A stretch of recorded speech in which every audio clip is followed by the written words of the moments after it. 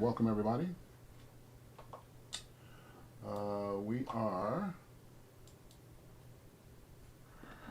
uh, we are live on the JC and Ref Kimbrough show, and got my little remote control camera here that I'm working with. So I am just waiting for the fellas to log on. In the meantime, I am going to be talking to you. Okay, there's Corey.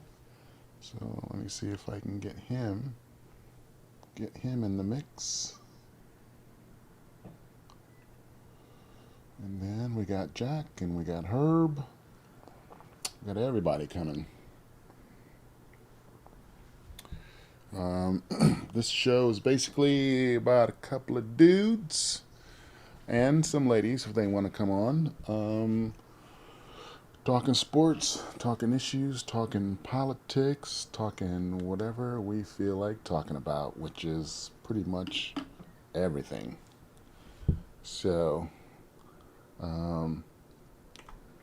that's pretty much how we get down. So, looks like Corey's about to get on.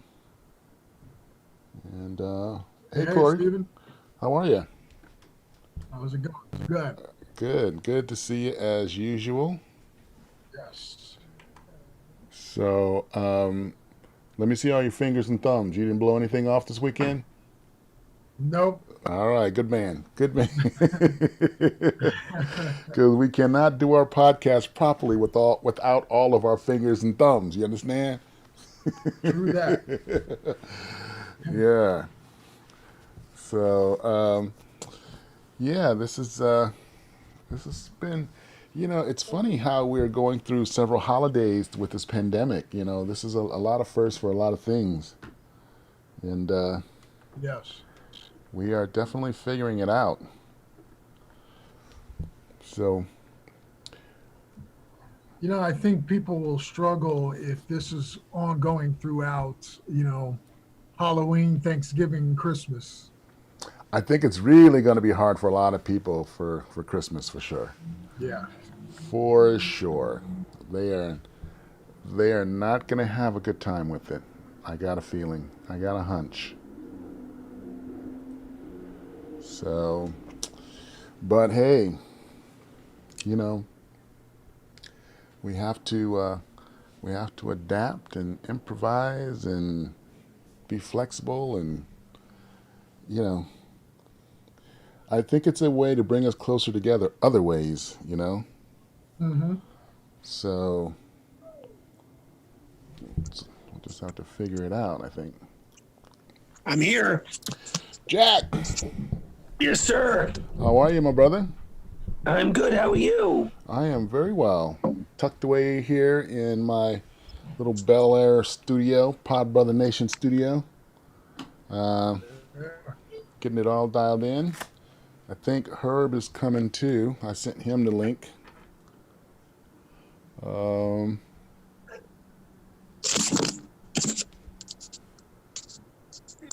We got Corey on board. Oh, yeah. Corey's Hey, on my board. man, how are you? Pretty good. Pretty good. Well, I was very excited about this show this week. I'm actually excited about both shows that we're doing this week. But you and I know our itinerary. But there was a couple of things I wanted to talk to you guys about, because 2/3 of this conversation is usually enlightening me as the perspective from black men. So, Good to hear. All right. that said, I wanted to make sure. Is Steven's still with us, or? Yeah, I'm here. You can't see me? So downtown San Diego, I have been running into a regular issue at all the main intersections. Regular issue. Black Lives Matter shirts, people, protesters, people walking around with Black Lives Matter, Black Lives Matter. But I'm watching as they are purposely waiting at corners at 6th and Broadway, at Island and 5th, at main areas of San Diego, downtown San Diego, and they're waiting for the light to change and then purposely crossing against the light into traffic, into moving traffic, challenging traffic to hit them. And I know when I saw this the first few times, I thought, okay, somebody misread something. Then I realized this is straight up obstinance. This is an effort to stick it because they're doing it on purpose. And I've been watching this for the last few days. And for the last few days, I'm watching as they watch the light fully changes, traffic begins to move, and that's when they enter the crosswalk against the light. And I'm thinking, okay, they're either trying to be victims while wearing a Black Lives Matter shirt, or they're simply trying to force somebody who may work downtown to just hit them and maybe get on the news. I'm not sure what's going on. So what are you asking us? I guess because I'm asking. That's a long running. I understand. That's a long running question. So what's the point of the protests is to turn protests into policy. I get that. Right. And that would be the end. That would be the end game. Yes. This thing, along with, I've watched Black Lives Matter people specifically walk in the path of white people walking on the streets downtown, and either forcing them to walk around or bumping them on purpose. I got that. What's your question? Trying to instigate something. So I'm like, Jack, what is your question? What is going on that end of it? Is my question. What is that about? I mean, are you just trying to pick a fight? Are you trying to make something out of nothing? You know what I'm saying? This seems to be against the attitude of Black Lives Matter and equality. All right. So I think you just answered your own question, that you have individuals who will splinter off and will do things to serve themselves and not serve the ultimate cause. Just like you have religious fanatics that will do different things and splinter off from the group. So you have Muslims who are extremists, but they have nothing to do with the Muslim faith, even though they may claim to be Muslims. Just like you have Christians who will wear white hoods and they will claim to be Christians. So I think what we have to do is, you can't just lump everybody into the same bucket. So if that's what your question is, I would say those individuals are serving themselves. That would be without looking at it, without really knowing, having seen what's happening there, I would say that those individuals are simply serving themselves, and they are, and they're angry. That would be my answer, but do not lump them in with the individuals that are peacefully making change. And what we're doing is we are seeing some positive changes now with policy, i.e. Mississippi, which is now taken down the flag, the Confederate flag. So you see, don't let a few little incidents that you see say, oh, okay, you know what? They're all doing this and they're all messing up, because that's not the case. Well, this doesn't. But also, Jack, let me chime in on that too, just to give you some more nuggets to wrap your mind around. Okay. You also have to consider that, I'm going to go back to this 360 degrees approach, because that is the sophisticated, systematic system of racism as it sits right now, because you have people who are doing those exact same things, but for racism, tiny little microscopic things that hinder the progress of dismantling racism. And there are hundreds of thousands to millions of those things going on right now, simultaneous across the country. So when you have the reverse of that, you have people who are doing some serious movements, people that are creating some serious policies and some serious laws to dismantle it. But there's these other, there's 10 millions of microscopic, movements for racism, and then there's Black Lives Matters, and then people at the intersection that's creating awareness that racism still exists. So the numbers of proactive racism and the numbers of anti-racism are dwarfed. So you have to look at it like, if Corey and I are dealing with hundreds of thousands of subtle racist acts against us, then you, Jack, and other white people should deal with the 10 subtle anti-racist protest and subliminal and subtle and minor acts of rebellion, minor acts of protest, because it's still a protest. It just so happens that these folks who are serving themselves in the protest happen to pick on you, who they see as a symbol of racism, and they're exercising it against you. So you have to look at the numbers of racist acts and the numbers of protest of racism, and it's severely is lopsided. So there's 360 degrees of racism that's happening right now in full effect versus 12 anti-racist movement, and one of them happens to be Black Lives Matter, and the 12th one is these knuckleheads in the intersection fucking with you. So you almost have to like pull yourself out of it to a stratosphere of, okay, if I'm going to be a white dude who's a part of making a change and being on the right side of moving racism and the needle into the proper direction, the first thing I'm going to have to do is I'm going to have to kind of like have tolerance for the 10,000 acts of subtle anti-racism that's going to be projected at me just because I'm white. And then you still would be behind Corey and I, because we're in the millions, 60 years of living.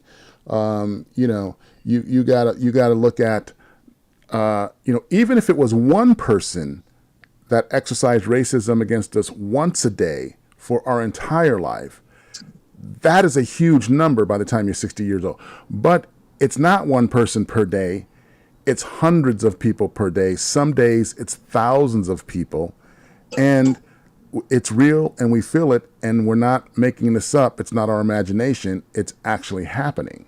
So if you look at it from that perspective, it's kind of like, ooh, you got a lot of catching up to Corey and I for any kind of abuse being white. You got a lot of, and if you want to be in our club, you got to have those knuckleheads at that intersection for the next 100 years doing that just to be a snowflake on the iceberg of what we felt and what we are feeling. When I say to you, when you were saying that these guys are a handful of people, this seems, from what and I'm pretty observant, and I've been studying this for days, and this seems like not only are they in uniform with the Black Lives Matter shirt, but this seems like an organized, orchestrated effort at key intersections by a group that seems to be teamwork. That's because it is. That's because it is. Because here's the thing, people are like, okay, why do you have to resort to violent protest? Why don't you do, something to get your point across that's nonviolent? If you kneel for the flag, then you're accused of insulting the troops. So then the message get lost. So what is it that you can do where you're not going to get your message lost with the troops? You're not going to be burning and pillaging and rioting and looting. And it's going to be safe, and it's going to be annoying, and it's going to be something that is going to get people's attention because it's annoying.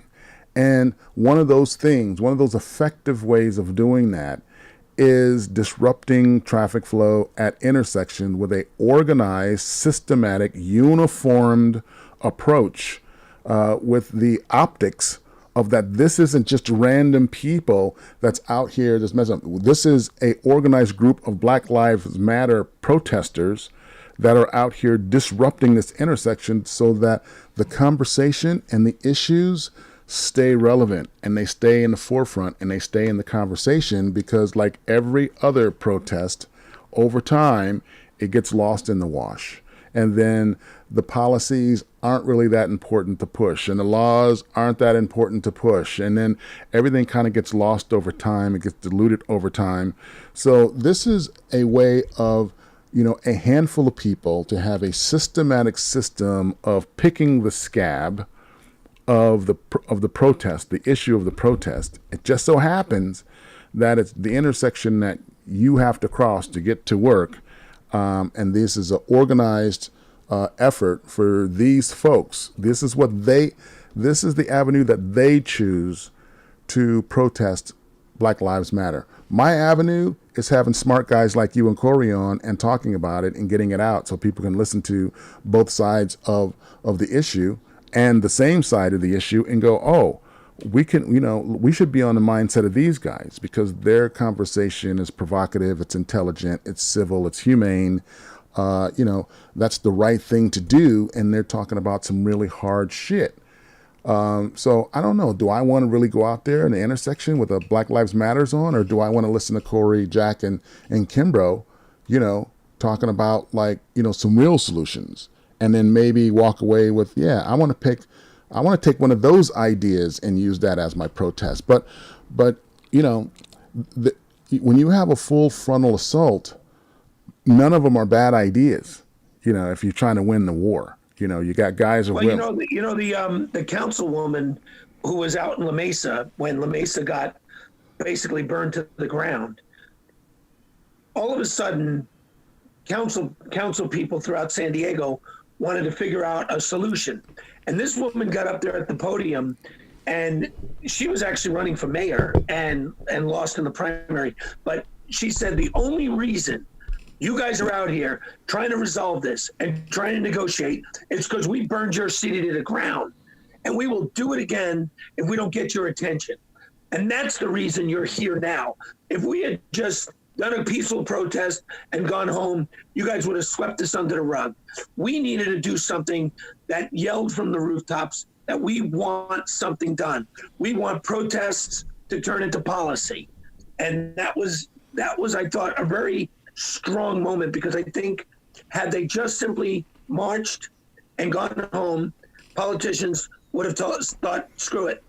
They've gone away. But Jack, I'll take it a step further.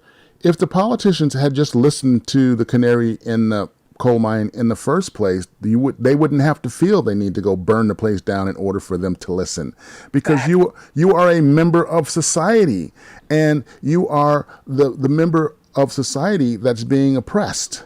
So, in order for society as a whole to function, you got to listen to the canaries in the coal mine, because they're going to tell you whether the air is safe to breathe or not. And if it's not, there will be burning, there will be looting, there will be deaths, there will be riots, there will be fighting. And then now you've got, 10 times the problem that you had if you had just listened the first time before it even got to a peaceful. Why do we even have to do a peaceful protest to get our point across? That to me is ridiculous.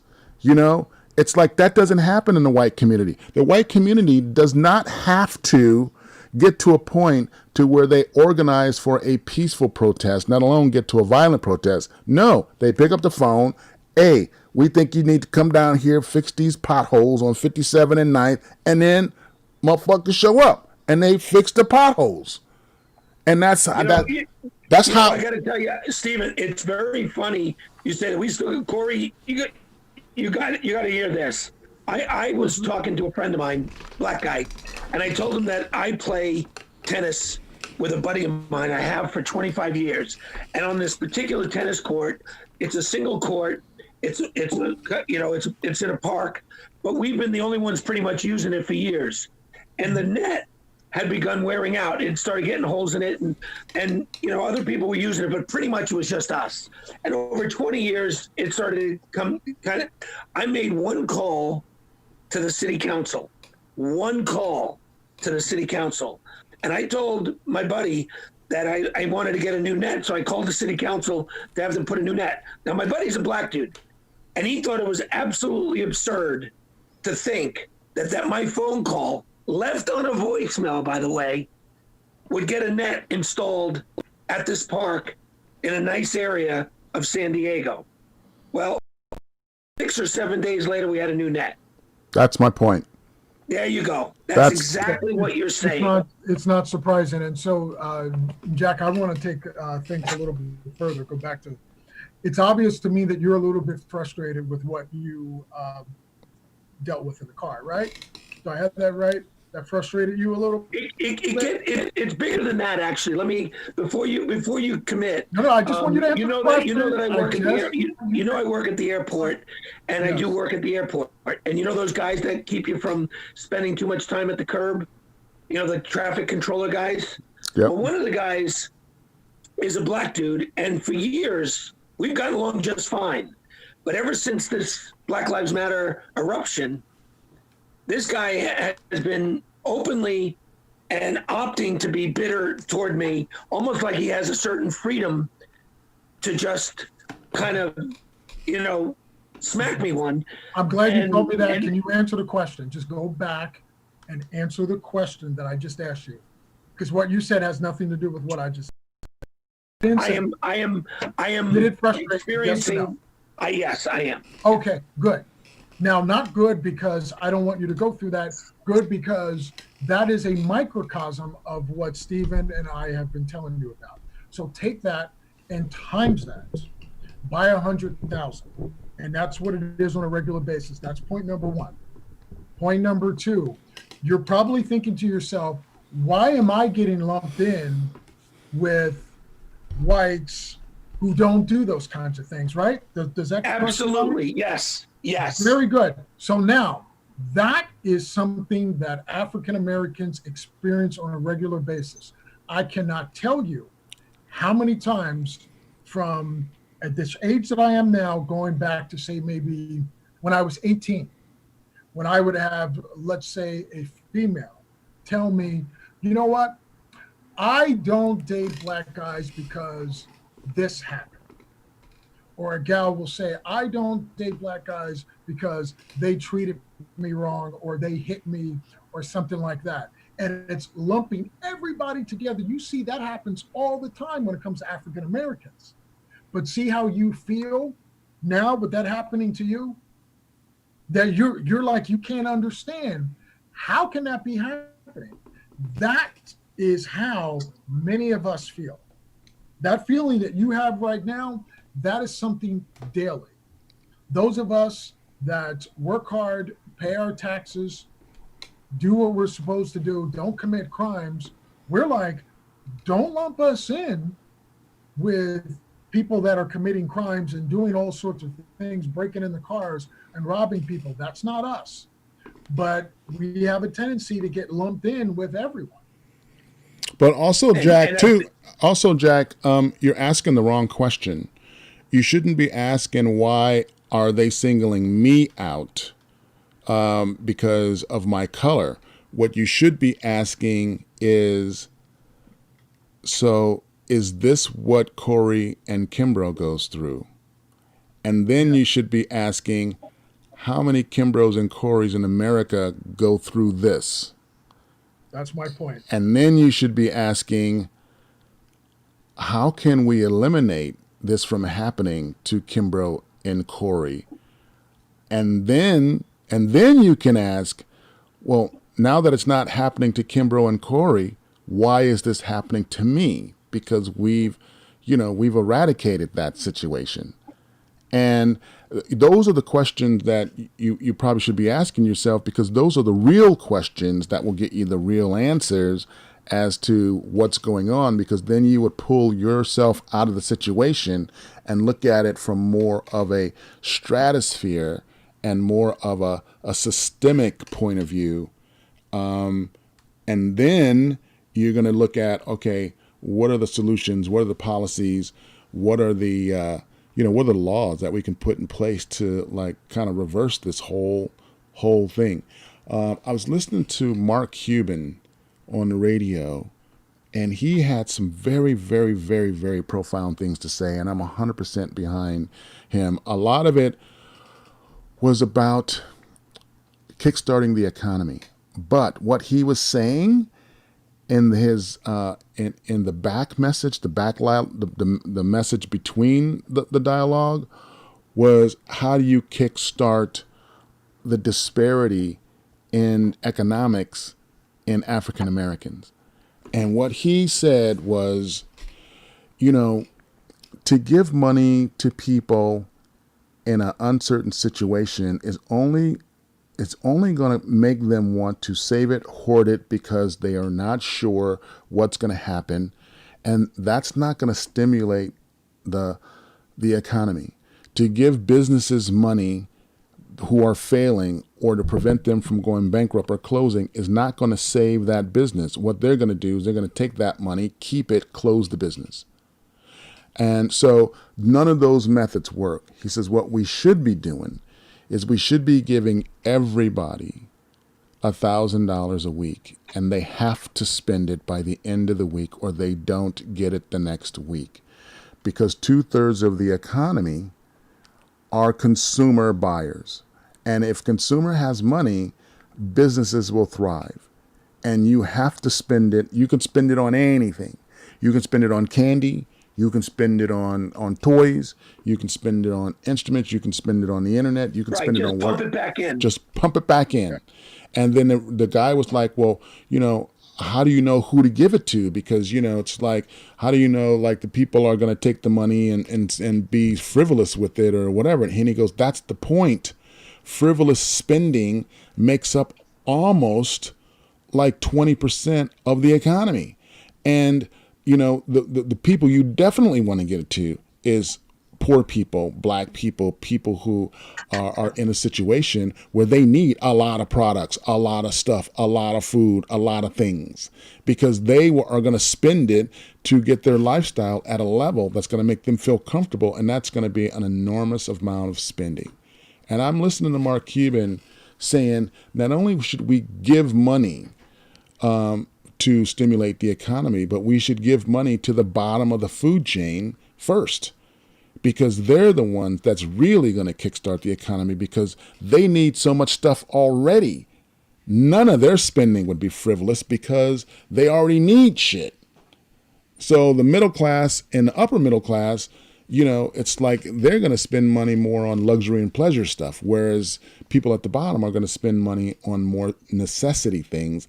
And those are the things that can kickstart the economy. And I thought that was a very interesting idea.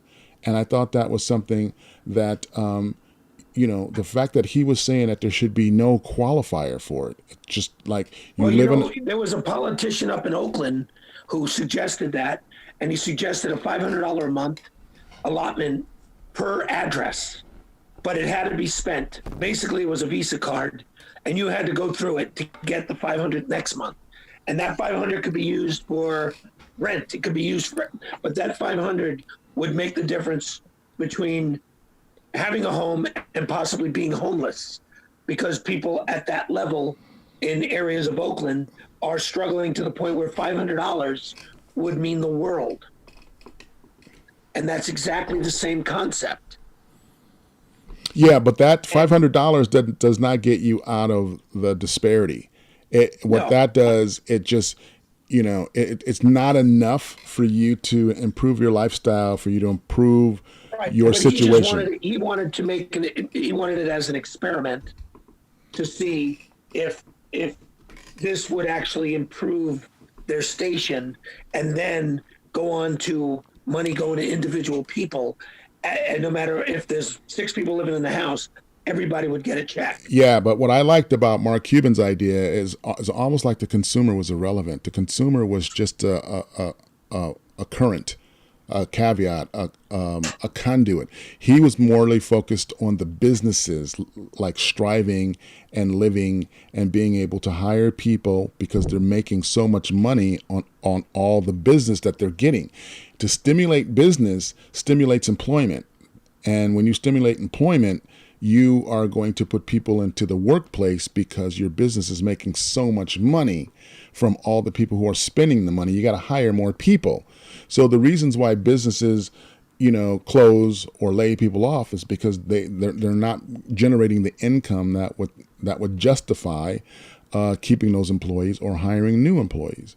But if you pump money into consumers and they're forced to spend it, the business are going to do nothing but blow up and pick a business. They're all going to do well because that's kind of the thing. Now, is it something that sticks around forever? No, but is it something that maybe can get everybody who is on the bottom side of that financial disparity chart up to a level to where, they are employed, they're making some money, they have comfortable, secure living, they've got their kids in like a decent educational situation. And then by the momentum of that, we can just kind of keep it going. I think that would work. I think that's an excellent idea. I like that idea. I like it a lot. The other thing I was going to say to you earlier when I was talking with Corey about, I have noticed a shift in the way I'm being treated by some of the people that I deal with who happen to be black. And it seems like ever since this protest and the eruption of the riots and the violence and everything, I was giving an example that one of the people that works down at the airport, who's in charge of making sure you don't spend too much time at the curb, simple job, just move it along, circle around. I've seen this guy there for years, and this guy in particular, I pulled up, and in 20 seconds he came rushing over, and he said, if your people aren't here, you need to move this car or I'll cite your white ass. And I thought, he's never spoken to me that way. He knows my name. He knows my name. We have the same name. Mm-hmm. He knows my name. And he talked about my partner, who's another driver that pulls up at the same spot. But we have a contract with one of the airlines. And for him to talk to me that way and feel comfortable talking to me that way in light of what's going on, I got to figure has got to be the reason he is feeling comfortable enough to bully me like that. No, I think first of all, Jack, there are probably 10 reasons that somebody would say that. So you would have to somehow surmise and pick the one that you think would apply to you. There's probably 10 reasons why that guy said that. Here's what I want you to think about. Corey and I have been raised in a situation where we have our white friends who we like, who we love, who we respect.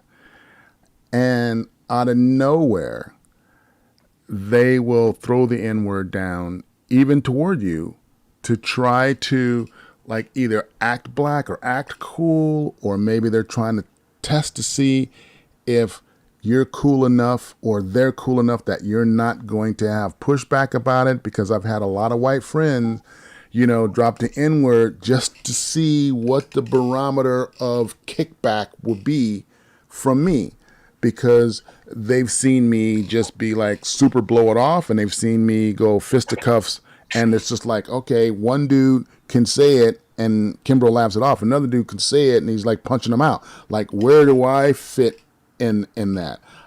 I've had bosses that will drop it just because, they're your boss. And so when it happens on the reverse side of it, like, when it happens like with you,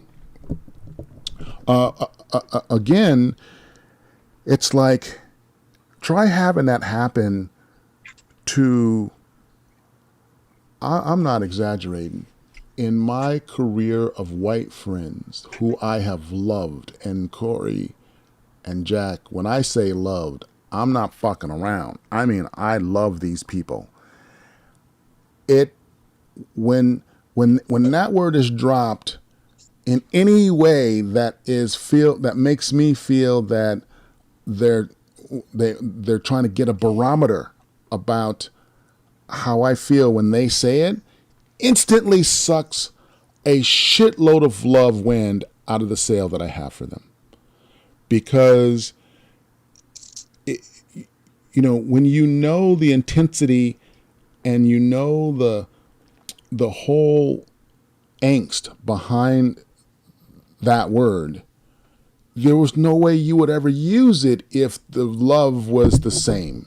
Like if you loved me like I loved you, just your critical emotional thinking would be like, oh man, it's like, Kimbrough's got this mad love for me, and I don't even want to take the chance of saying it, just not to even test the waters. And I've had white people say that because, somebody I love will say it, and I'll go to my friend and I'll be like, damn, dude, it's like I just lost a whole lot of love from a man because I thought we was tight. Out of nowhere, he dropped the N-word. I'm like, what does that even, how does that? And my wife friend told me, it was like, some guys just want to feel, they want to test the waters in where you are with that. And I'm like, well, how do you feel about it? It's like, to be honest with you, bro, I would never say it because I wouldn't want to take the chance that it would suck any love you have for me out of your sails. So for me, Stephen, I'm sorry. And Stephen, it's not always testing. Sometimes it's just simply that's how they feel and it comes out. It's not always testing. I think it's just you can love someone and still maybe feel that you're superior to them. The two of them can go hand in hand. Jack, I want to say to you, I want to validate your feelings because I know that didn't feel good. And so I don't want to dismiss that, and I certainly don't condone even those from my race doing that because I don't think that we should become what we loathe. I think that's a danger. And I think that we have to do our part. We as an African Americans, blacks, other minorities, don't become the thing that you hate. So I would say, so for me, I don't agree with that being said to you. But going to and stitching that with Stephen's point, that is, again, just a little microcosm of the stuff that we deal with on a regular basis. No, as a white guy. Let me throw this out to Stephen, because Stephen wasn't aware of this. So, but Jack, you were obviously. Last week on our podcast, Stephen, something was in here, Steve. Something was said on there, not by Jack. Something was said that I had to stop and correct this individual. And he does the podcast with us, and he just went right into something, and I was like, "Whoa, stop right there." Oh yeah, you know what I'm talking about, yeah, Jack? I know. And I had to lecture him. Yeah. And I had to lecture him, Stephen, for about 20 minutes. No, about 15 minutes. At least 15. What he said that was not okay, and he wanted to battle a little bit, and I could see how deeply embedded it was. So, Jack, you had to see. You see how that just rolled out of his mouth? And he's been dealing with me for the better part of a year and a half. But what he said just rolled right out. Yeah. Yeah. And we spent 15 or 20 minutes trying to explain to him what was wrong with that. And he deflected, explained, and minimized, and didn't get it until we were going to stay the course till we got it through. Really, when he got it, when I told him, if you say that around me, you're going to bring out a different side to me. I mean, I just had to go there with him. Right. Because he just wasn't getting it. And you told him that if he says that around other people, he may get his ass kicked. Yes. And this person's not a fighter. And he didn't realize it could lead to that. He didn't realize that somebody may just unload on him. No warning, no, hey, let's step outside. Where you stand is where you get your ass beat. See, so that tells me with him, that's just who he is, and that's embedded, deeply embedded inside. Because anytime you're going to root in and battle over it and say and try to justify it, Yeah. that's because you want to keep saying it. Yeah. Yeah. And for me, I was like, good, that's good to know. I suspected this about you, but now you've confirmed it. Right. But I also think he lacked the maliciousness that I don't think he was sitting there thinking he was taking any shot. I really think he thought he was doing a parody of that conversation, and that was hurtful. Yes, but when it's pointed out to you that it's not okay, you don't battle over it. You don't double down. You don't double down on it. He stood on the line and fought back and justified, and it was very, very difficult to get through to him. Yeah. I mean, he really kept speaking about it like this isn't so bad. What's your problem? And we were like, I'm glad we were off the air because that would have had to get edited anyway. But we took him off the air and said, we need to have a talk with you, like right now. Yeah. Yeah. Well, I mean, it's I think it's really we're in a priceless time right now where we can have this kind of dialogue with everybody and get these different points of views out and not just have a shouting match on the knee-jerking stuff. Really get down in the intellectual conversation and the subtleties and the micro, some of the micro issues of this and the subsurface, subliminal, because that's where a lot of, white people and black people don't realize what's going on super subsurface and super subconscious. And then when these things manifest, the feeling is real and it's justified and it's credible. And you may not know that you are exercising, some subconscious issue against the person in front of you, white or black. Well, I'll tell you what, Stephen and Corey, I saw something on the news today about this gentleman named Booker, who happens to be a Black Lives Matter organizer in Indiana. And what had happened was a bunch of, for lack of a better word to accurately describe them, a bunch of people that look like they were cast to be rednecks in the show Ozark.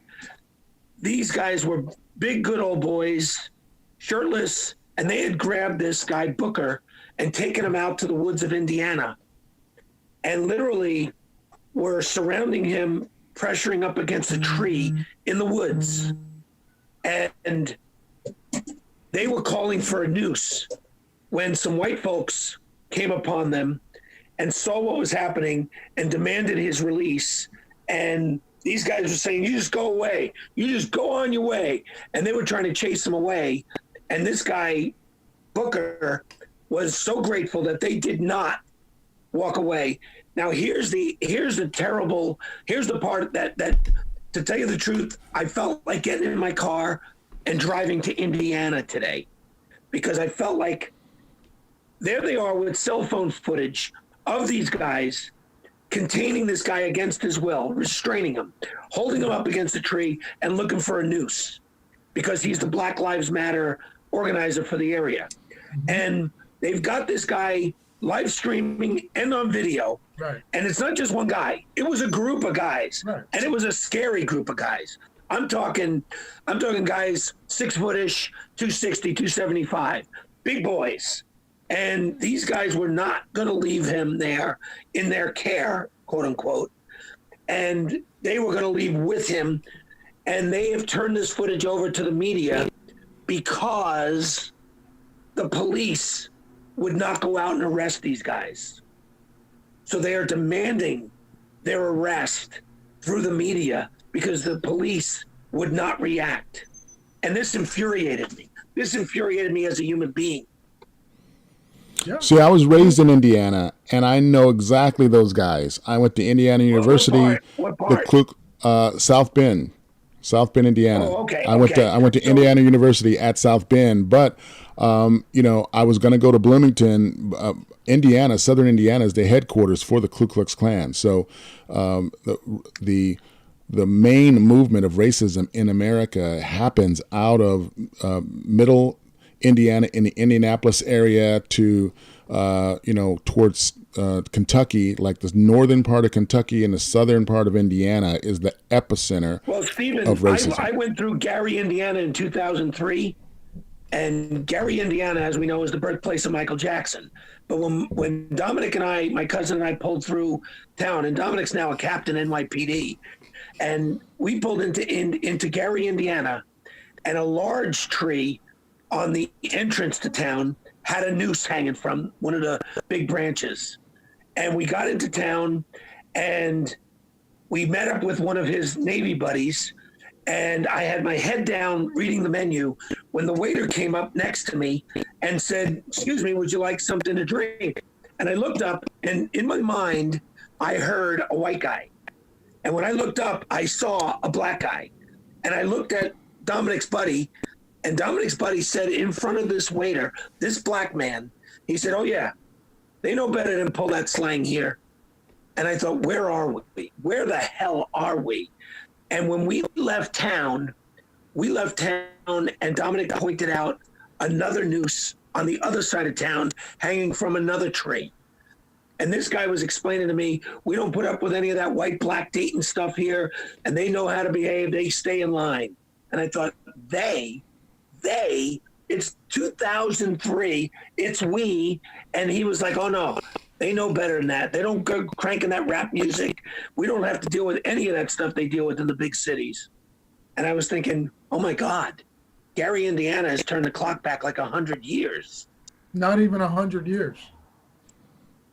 Well, that's what I thought. I thought it was 100 years ago. Well, first of all, the clock never moved forward to turn back. So you would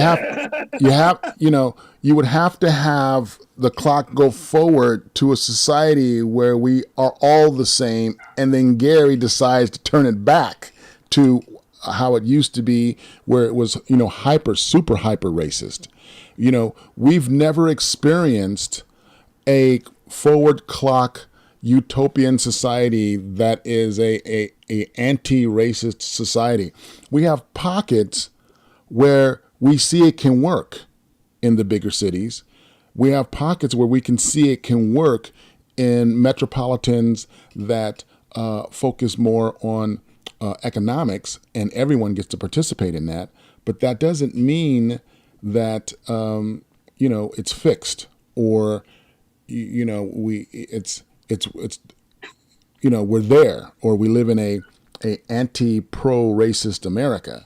Just because there's pockets here and there where, color doesn't matter and race doesn't matter. And those are good, things to see in America. Those are, it gives us hope that this actually can work. But these places are a reminder that a lot of people don't want to let go of that.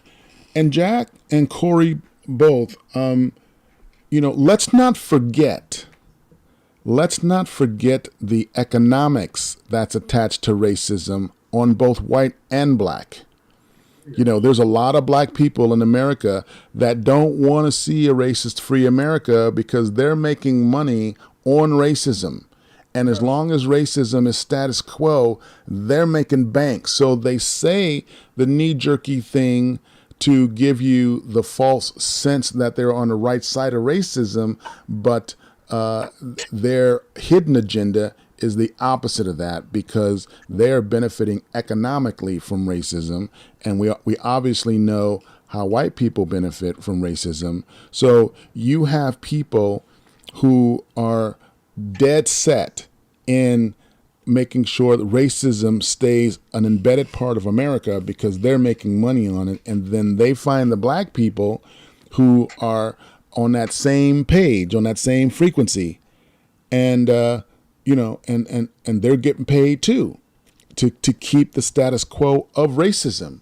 So that's why it gets confusing to black people and white people. It's like, well, wait a minute, we got this black dude that's doing this and saying this, and that feeds into racism. Like you're kind of shooting yourself in the foot, but you don't realize there are hidden agendas, there are hidden programs, there are economic systemic systems and making bank in the black community to keep racist status quo. So, you and I, Jack, are battling that as well. So we want to see, a racist free country where we can all be prosperous and where we can all have fun and make money, own things, feed our babies.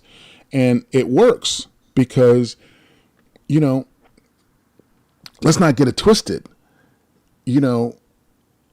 White people and black people bring so much resource to the table from their own specific unique points of view.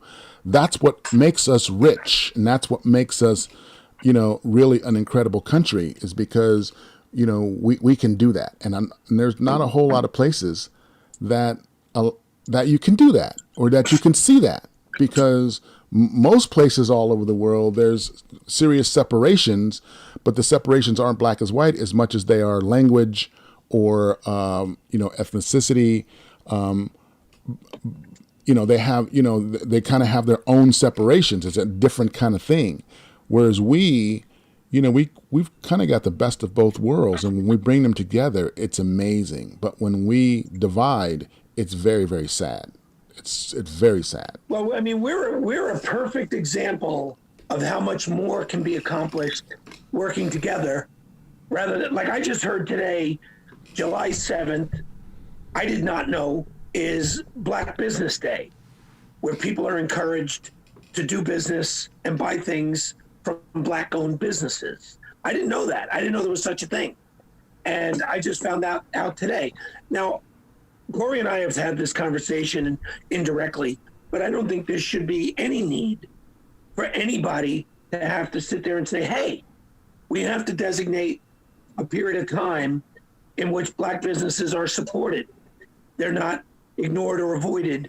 We should focus and funnel everything that way. But why is it a Black Business Day when is that to say the other 364 days are White Business Day? You know what I mean? Well, it's a starter kit, Jack. It's the snowflake on the iceberg. You got to start someplace.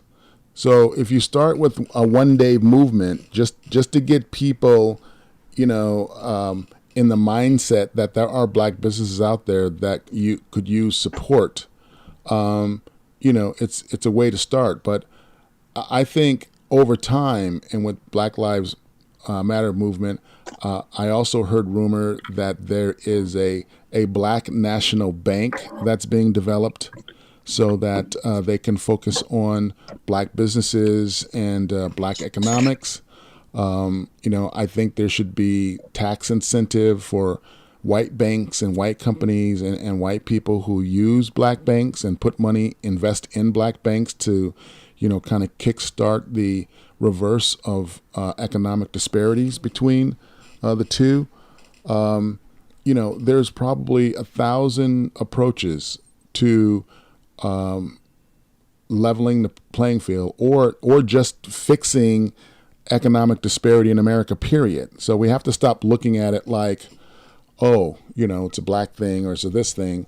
We need to look at it as like, okay, this section of society needs addressing, needs economic and financial attention. And with that, 20 issues in their neighborhood, 20 issues in their community would be fixed. Oh, by the way, they just so happen to be Black. So if you look at it like that, as like members of our society are experiencing, these setbacks, and you take a serious financial investment to fix it, because some things you can't fix by throwing money at, but there's a whole lot of things you can. And I would say of the 100 issues in the Black community, 80 of them you throw money at, you can fix it. The other 20 is like, it's not the money thing, it's the mindset, it's the ideals, it's the, there's other issues that kind of go into some of those problems. I tell you what, we've got our pre-production at 6:30, so I know that we got to kind of we got to kind of wrap things up if we're gonna eat between shows. But there is a topic that I want to address with you next week that we are going to address on our show tonight. But I tell you what, I got to get you to send me these shows. Yeah, I'd like to review, because we get into some really, really educational, intelligent conversation when the three of us get together. So I think if I can get you to send me links or something and just send them out to me, email Corey as well. I'd like to be able to listen to them and review.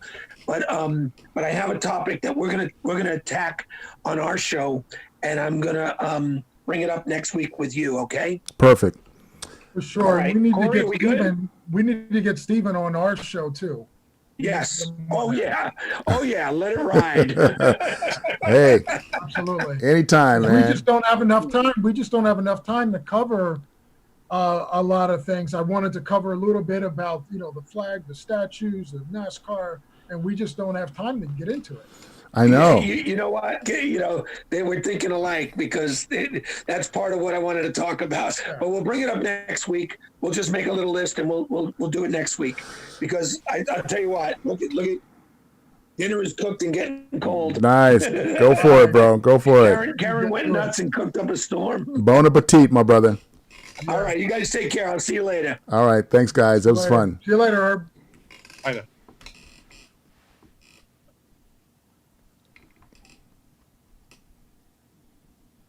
That was a good sounding show. That was fun. Are we off? We're almost.